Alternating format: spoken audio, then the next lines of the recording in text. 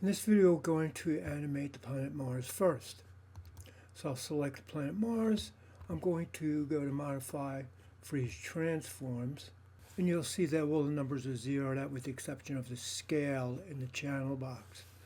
I'll make sure that I'm at frame 1, and again I can check that little gray bar there, or I can see the number over here on the right hand side in that box at the end of the timeline. We're going to be rotating it on the y-axis, so I'll go to the channel box and I'll right click on rotate Y, key selected, leaving it at 0. Now I'm going to go to frame 50 and let's set it for 360 degrees now in the channel box. And now I'm going to play it to see how fast it's going. I can use my Option V or Alt V on the keyboard, or I can click on this little white triangle in the middle pointing to the right.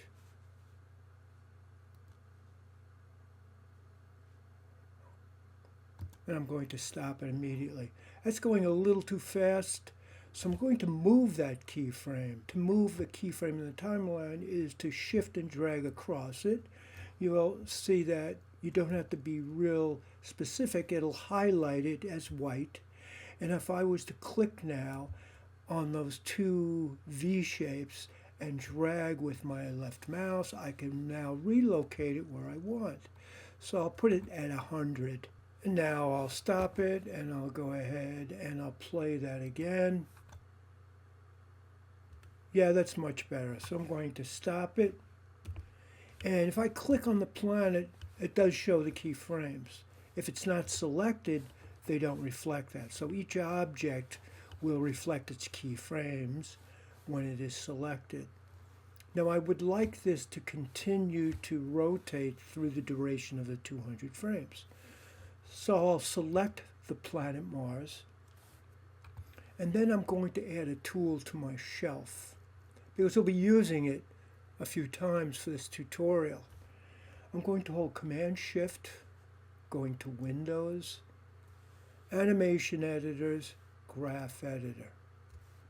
And you'll see there's this little worm shape in an orange box.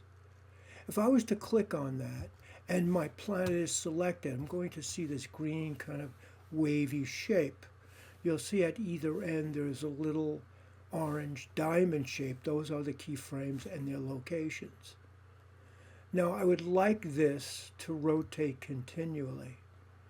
So to do so, I'm going to go to Curves inside the Graph Editor here, and I'll go to where it says Post to Infinity, the second term down, and then I'll click on the first choice, which is Cycle.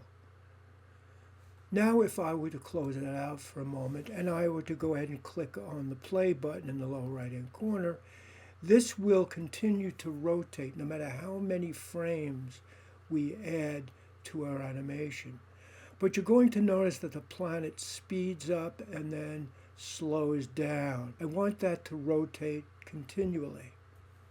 So I'll stop it by clicking on, now you'll see that play button, a red box.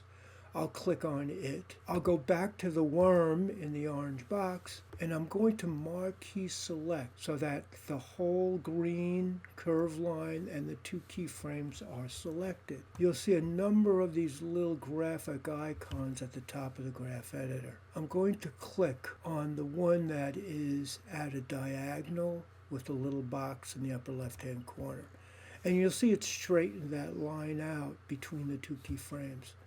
And what that means is that if I were to play this now, the animation is consistent with the curvature no matter how many cycles our planet would take. Now I'll select the planet Mars, and in the graph editor, making sure that I'm at the beginning of the timeline, frame 1, I'll now go to Edit Paste. I'll close it out the editor, and I'll click on the play button at the far right hand side at the bottom of the app.